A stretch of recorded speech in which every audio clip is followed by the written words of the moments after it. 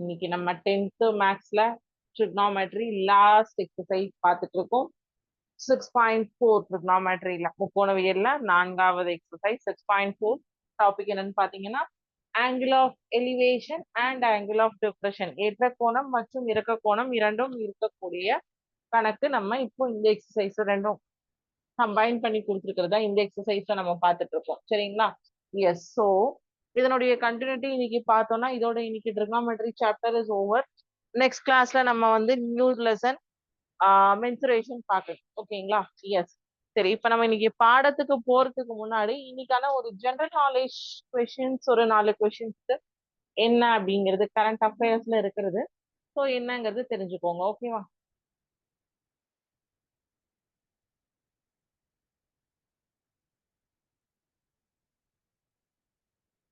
The first president of the United States. States உடைய first president யாரு அப்படின்னு கேட்டிருக்காங்க.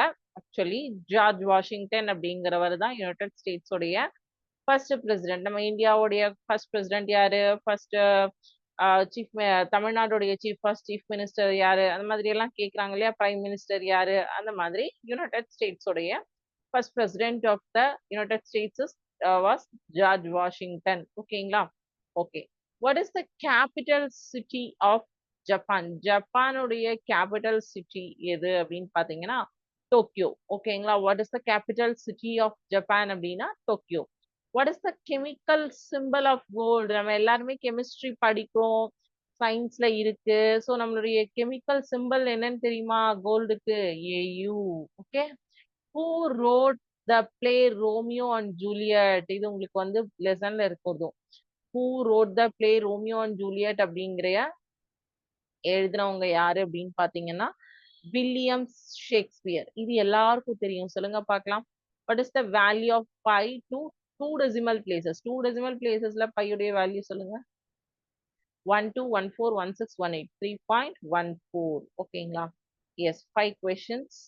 மேக்ஸ், சயின்ஸ், ஹிஸ்டரி, ஜியாகிரபி எல்லாமே உங்களுடைய இன்னைக்கு இருக்கக்கூடிய lessons. English, science, history, geography, science, literature, English and mathematics. 5 subject, each subject 1 question, 5 current affairs, 5 general knowledge GK questions. சரிங்களா? Okay. S. இப்போ நம்ம வந்து பாடத்துக்கு வந்துடலாம். நாளைக்கு நெக்ஸ்ட், அதாவது ஐ மீன் ஃப்ரைடே கிளாஸ்ல உங்களுக்கு டெஸ்ட் இருக்கு, எம்சிக்யூ டெஸ்ட். ஸோ ஃப்ரைடேக்கு வந்து MCQ test from trigonometry lesson. சரிங்களா? இந்த லெசன் பார்த்தது ஃபுல்லா வந்து ஃப்ரைடே அன்னைக்கு டெஸ்ட் வச்சுக்கலாம். ஓகேவா? எஸ். இப்போ நம்ம வந்து செகண்ட் கொஸ்டின்ல இருந்து 6.4 எக்ஸசைஸ்ல பார்க்கணும். பார்க்கறதுக்கு முன்னாடி நான் நேத்திக்கு ஒரு சிமுலேஷன் காமிச்சிருந்தேன், இன்னைக்கு ஒரு சிமுலேஷன் காட்டுறேன். ஜஸ்ட் உங்களுக்கு வந்து புரியறதுக்காக தான். ஓகேவா? ஒரே கான்செப்ட் தான். ஸோ டிஃப்ரெண்ட் சிமுலேஷன்ஸ் பார்க்கும்போது நீங்க சம்ஸ்ல இந்த மாதிரி மாடல்ஸ் பார்க்கும்போது உங்களுக்கு ரொம்ப ஈஸியா இருக்கும். சம்ஸ்ல இந்த நான் காமிச்ச சிமுலேஷன் மாடல்ஸ் உடைய சம்ஸ் எல்லாமே நீங்க வந்து உங்களுடைய புக்ல இருக்க பார்த்துருக்கீங்க.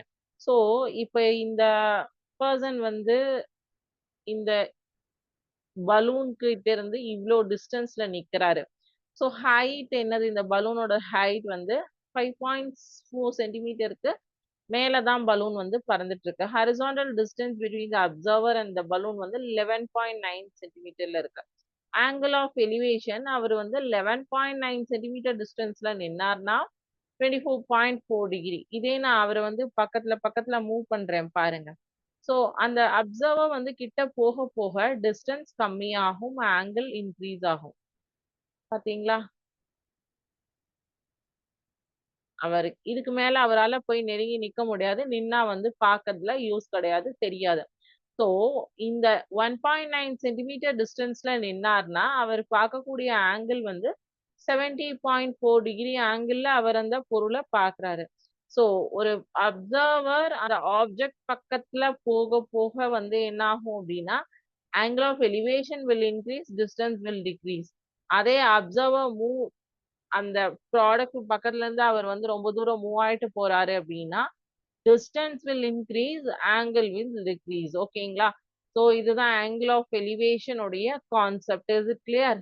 எஸ். So இப்ப நம்ம சம்முக்கு போயிடலாம். A man is standing on the deck of a ship which is 40 meter above water level. He observes the angle of elevation of the top of a hill is 60 degree and the angle of depression of the base of the hill is 30 degree. Calculate the distance of the hill from the ship and the height of the hill அப்படின்னு கேட்டிருக்காங்க. கடலின் நீர் மட்டத்திலிருந்து 40 மீட்டருக்கு மேலே உள்ள கப்பலின் மேல் பகுதி. இப்ப இந்த பலூனே வச்சுக்கோங்க மைண்ட்ல. 40 மீட்டருக்கு, இப்ப இது வந்து 5.4 மீட்டருக்கு மேல இருந்தது, அது 40 மீட்டருக்கு மேல உள்ள கப்பலின் மேல் பகுதியில் நின்று கொண்டிருக்கிற ஒரு நபர். அவர் வந்து மேல போயிட்டாரு. இப்ப இங்க நமக்கு அப்சர்வர் கீழே இருந்தாரு, இந்த இடத்துல அப்சர்வர் வந்து மேல போயிட்டாரு. 60 டிகிரி, அதுக்கு பக்கத்துல வந்து ஒரு மலை ஹில் இருக்கு. அதனோட உச்சியை வந்து 60 டிகிரி ஏற்ற கோணத்திலையும் ஆங்கிள் ஆஃப் எலிவேஷன்லயும் 30 டிகிரி அடிப்பகுதியை வந்து இறக்க கோணத்திலையும் ஆங்கிள் ஆஃப் டிப்ரெஷன்லயும் பாக்குறாரு அப்படின்னா, அந்த கப்பல்ல இருந்து அந்த மலை, அந்த குன்றுக்கு இருக்கக்கூடிய தொலைவு டிஸ்டன்ஸையும் அந்த ஹைட்டையும் கண்டுபிடிக்க சொல்லியிருக்காங்க. சோ இப்ப நீங்க இந்த சிமுலேஷன்லயே இந்த பர்சனை மாத்தி அசம்ஷன் பண்ணிக்கோங்க. சோ இந்த பர்சன் என்ன பண்றாருன்னா, இந்த பலூனுக்கு மேல போய் நிக்கிறாரு. ஒரு மலை இருக்கு, ஆப்போசிட்ல ஒரு மலை இருக்கு. சோ அவர் வந்து இந்த மலை உச்சியை இப்படி ஆங்கிள் ஆஃப் எலிவேஷன் ஏற்ற கோணத்துல பாக்குறாரு, அந்த மலையோட அடியை இறக்க கோணத்துல பாக்குறாரு. சோ இந்த எக்ஸசைஸ் பொறுத்த வரைக்கும் உங்களுக்கு ரெண்டுமே மிக்ஸ் ஆகி தான் வரும். சோ ரெண்டுலயும் பாக்குறாரு. சோ அவர் எந்த இடத்துல நின்னு பார்க்கும்போது அந்த ஆங்கிள்ஸ் 40 டிகிரி அண்ட் என்னென்ன டிகிரிஸ் கொடுத்திருந்தாங்க, 40 metre above 60 degree and 30 degree வந்து எந்த டிஸ்டன்ஸ்ல நின்னு பார்த்தா இந்த ஆங்கிள் 30 அண்ட் 60ல வரும். அண்ட் தென் அந்த ஹில்லோட, அந்த மலையினுடைய ஹைட் என்ன, அவர் எந்த டிஸ்டன்ஸ்ல நிக்கணும். சோ இந்த டிஸ்டன்ஸ்ல நின்னு பார்த்தா இந்த angle of elevation and angle of depression உங்களுக்கு வரும். நீங்க வந்து அந்த அதுல அந்த டிஸ்டன்ஸை கால்குலேட் பண்ண உடனே உங்களுக்கு ஹைட் ஆஃப் த ஹில்லும் கால்குலேட் பண்ணிடலாம். ஓகேங்களா? சோ இதான் பார்க்க போறோம் இந்த கொஸ்டின். சோ ஃபர்ஸ்ட் என்ன கேட்டிருக்காங்க, நம்ம என்ன பண்ணணும், இது புரிஞ்சிருச்சு அப்படின்னா உங்களுக்கு சம் ஒர்க் அவுட் பண்றது ஈஸியா இருக்கும்.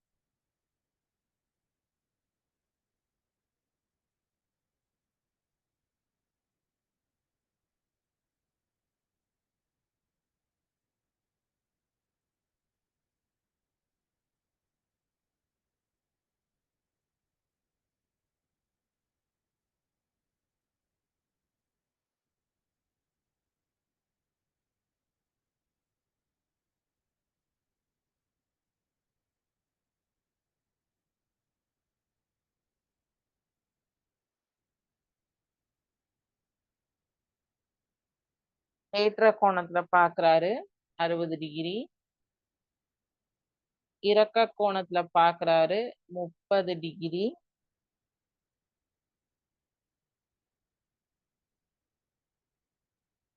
இது 40 மீட்டர் ஹைட்டுக்கு மேல இருக்கிற கப்பல்ல தான் அவர் நிக்கிறாரு.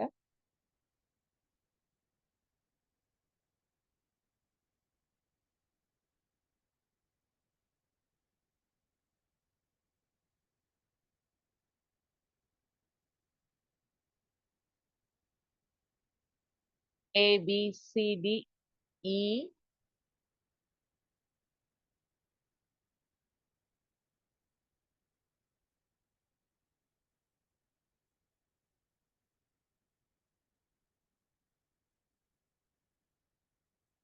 ஓகேங்களா? எஸ். சோ இப்ப வந்து AB அப்படிங்கிறது வந்து height of the hill. Okay, குன்றின் உயரம் என்பது AB என்க.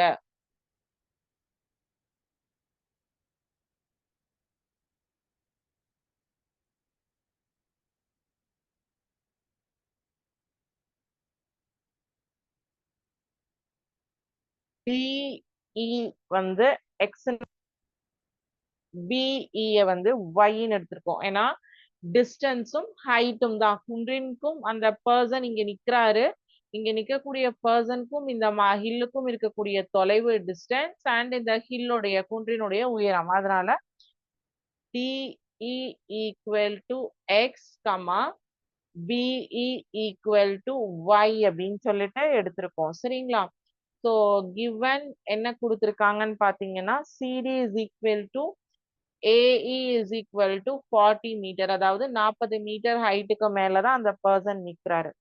ஸோ இந்த நம்ம கொடுத்திருக்கிற ஃபிகர்ல இருந்து AB is the hill, CD is the ship. ஓகேவா? இந்த ஏபிங்கிறது தான் ஹில், சிடிங்கிறது தான் ஷிப். ஏபி என்பது குன்று, A B is the hill and C D is the ship. ஏடிங்கிறது மலை, ஏபிங்கிறது மலை, குன்று, சிடிங்கிறது கப்பல். ஓகேங்களா? ஓகே, இப்ப இது எல்லாமே கொடுத்தது எல்லாம். So in triangle A C D, triangle ஏசிடியில tan 60 டிகிரியா, ட்ரையாங்கிள் ஏசிடிக்கு இருக்கக்கூடிய கோணம் வந்து 60 டிகிரி. ஸோ tan தீட்டாவின் படி எதிர் பக்கம் அடுத்துள்ள பக்கம், எதிர்பக்கம் பை அடுத்துள்ள பக்கம், opposite side by adjacent side. So இங்கிருந்து பிஇ நமக்கு எழுத முடியும், டிஇ நமக்கு எழுத முடியும். கரெக்டா?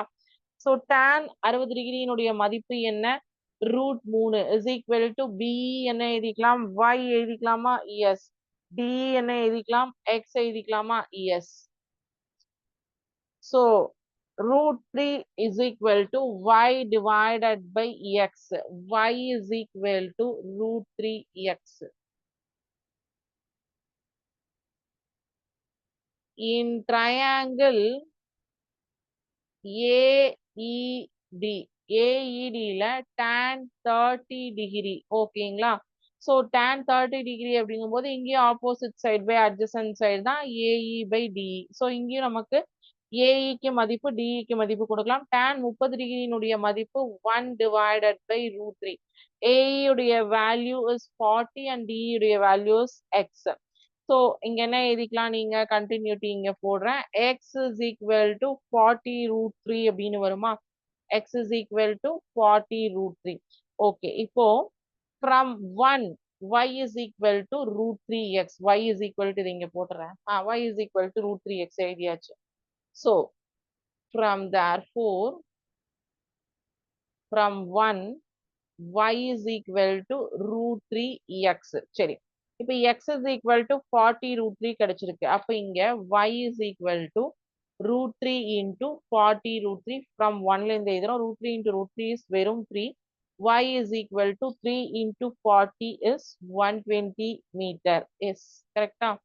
3 into 40 is 120 meter. So AE plus BE, AE plus BE தானே உங்களுக்கு height of the hill வேணும். ஸோ ஏஇ வந்து 40 தெரியும், பிஇ வந்து இப்போ என்ன கண்டுபிடிச்சிருக்கோம்? அதுதான் y, which is பின்னு போட்டுக்கோங்க. ஸோ அப்போ பியினுடைய மதிப்பு 120 கண்டுபிடிச்சிட்டோம். அப்போ 120 plus 40, ஹில்லோட ஹைட் வந்து 160 மீட்டர். கரெக்டா? AE plus BE is equal to 40 plus 120, which is equal to 160 meter. இங்க எழுதுறேன். The height of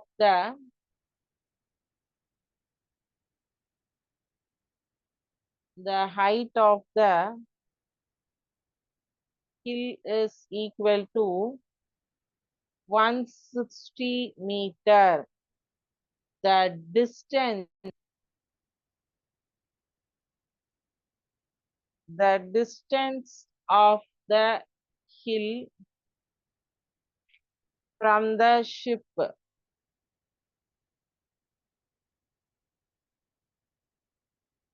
is AC is equal to x ன்னு எடுத்திருக்கோமா?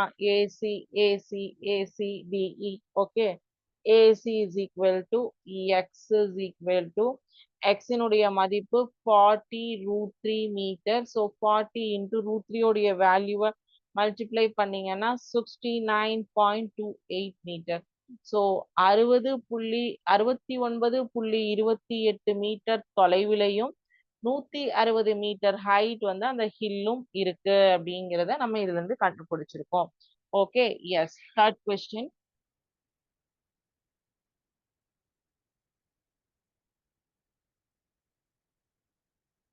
ஏதாவது டவுட் இருந்ததுன்னா ஒர்க் அவுட் பண்ணவே கேளுங்க.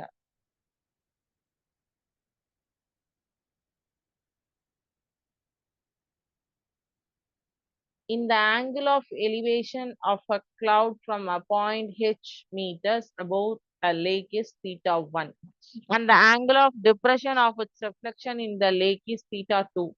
Prove that the height that the cloud is located from the ground is h into theta 1 plus theta 2 divided by theta 2 minus theta 1. ஏரியின் நீர்மட்டத்திலிருந்து h metre உயரத்திலுள்ள ஒரு புள்ளியிலிருந்து ஒரு மேகத்தின் ஏற்ற கோணம் தீட்டா 1 மற்றும் ஏரி நீரில் விழும் மேக பிம்பத்தின் இறக்க கோணம் தீட்டா 2 எனில் தரையிலிருந்து மேகத்தின் உயரம் h into tan theta 1 plus tan theta 2 divided by tan theta 2 minus tan theta 1 என நிரூபிக்கவும் அப்படின்னு கொடுத்திருக்காங்க.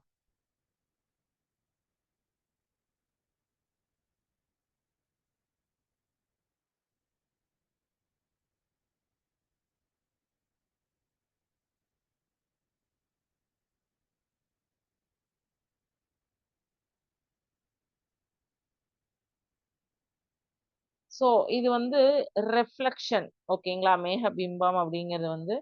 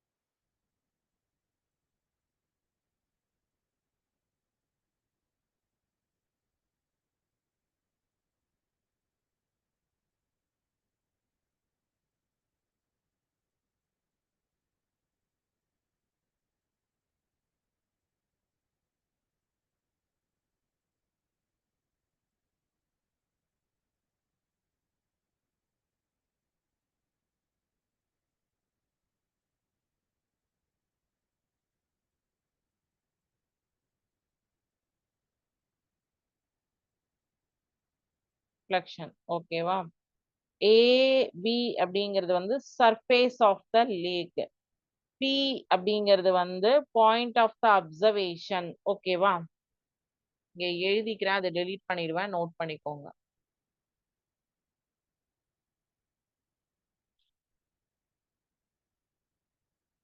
AB be the surface of the lake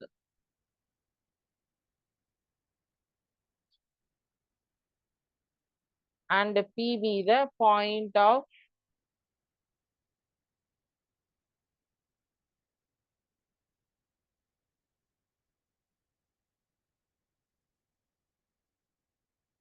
observation such that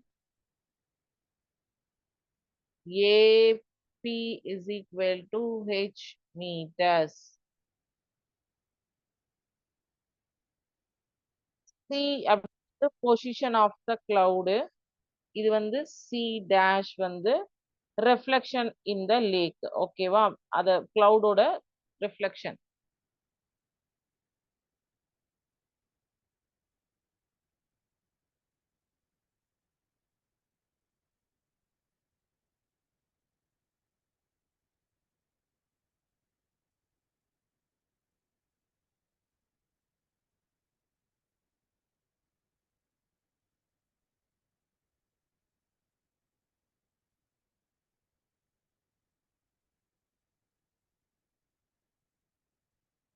இதனுடைய reflection பிரதி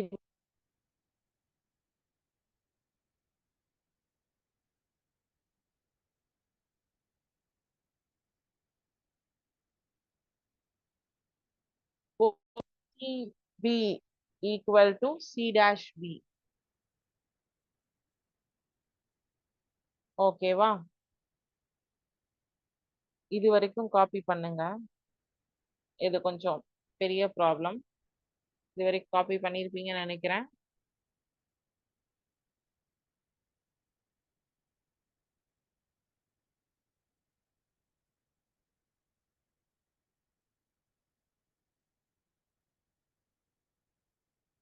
கண்டினியூட்டி தான். அந்த பர்சன் நிக்கக்கூடியது வந்து பி எம் வந்து அது அவங்களுடைய perpendicular, அதாவது நேர்கோட்டு பார்வை. PMB perpendicular from P on CB. Angle CPM is equal to theta 1 and angle MPC is equal to theta 2. So CM is equal to X ன்னு நான் உங்களுக்கு இமேஜ்ல கொடுத்திருந்தேன். CM is equal to X னா CB is equal to CM நடுவுல தானே இருக்கு. அப்ப CM plus MB ன்னு பிரிச்சுக்கலாமா? So CM plus MB வந்து அதுக்கு ஈக்குவலண்ட் வந்து PA அப்படின்னு சொல்லலாமா? CM என்ன எடுத்திருந்தோம்? X எடுத்திருந்தோம். PA வந்து H எடுத்திருந்தோம். கரெக்டா? S. In triangle CPM, tan theta 1 is equal to CM by PM. ஓகேவா? So tan theta 1 is equal to X by AB. X divided by AB. AB is equal to நம்ம வந்து என்னவா எழுதிக்கலாம் அப்படின்னு பாத்தீங்கன்னா X cot theta 1.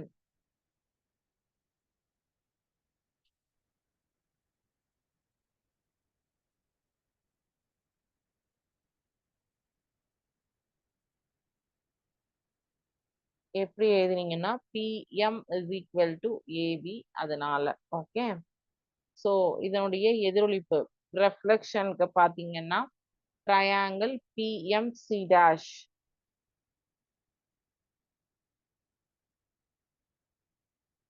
இது வந்து tan theta 2 is equal to C dash M by PM. Okay.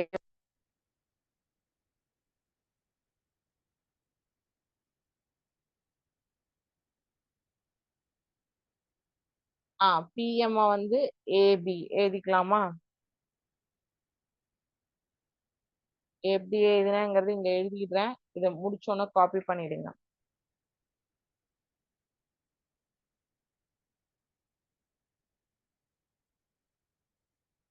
H plus H அதான் X plus H plus H தான் X plus 2Hன்னு எழுதியிருக்கேன்.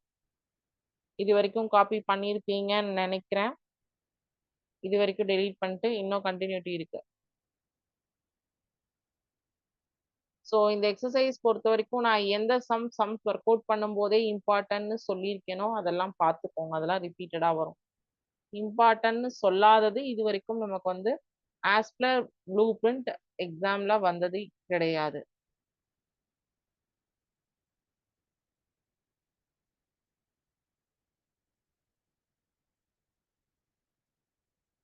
ஃப்ரம் 1 and 2ல இருந்து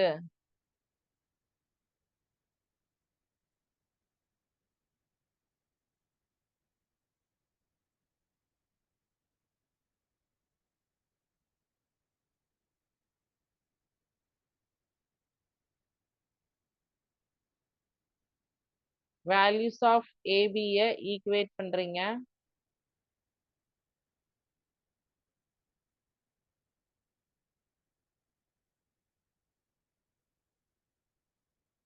And equating the values of AB, X into cot theta plus cot theta 2 equal to 2H cot theta 2. ஓகேவா? So cot theta 1 cot theta 2 எப்படி 1 by tan எழுதலாமா? 1 by tan theta 1 minus 1 by tan theta 2, which is equal to 2H divided by tan theta 2. So இப்போ இதை நம்ம LCM எடுத்துடலாம் இல்லையா? S.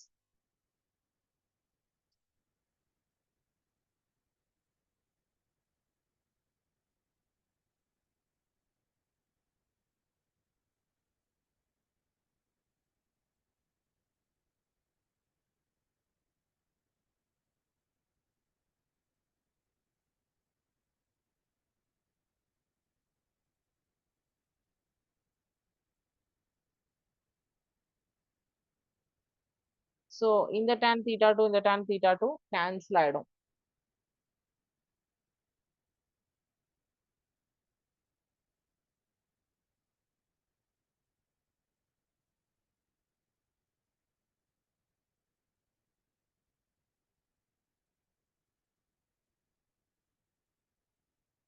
இப்போ height of CB of the cloud is given by x plus h, கரெக்டா?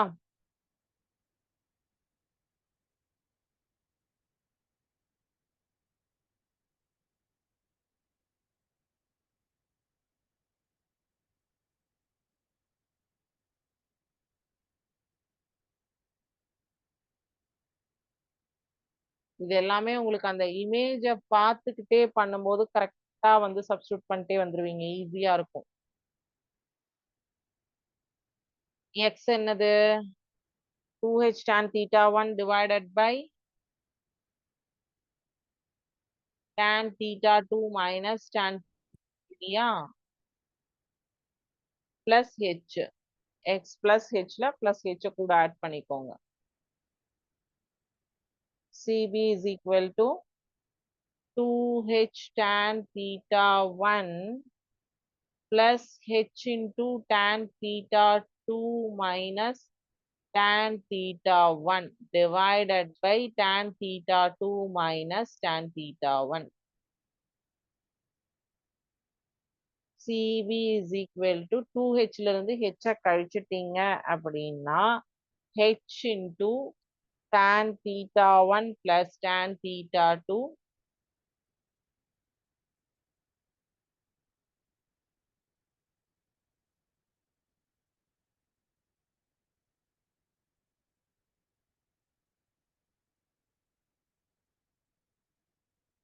is food.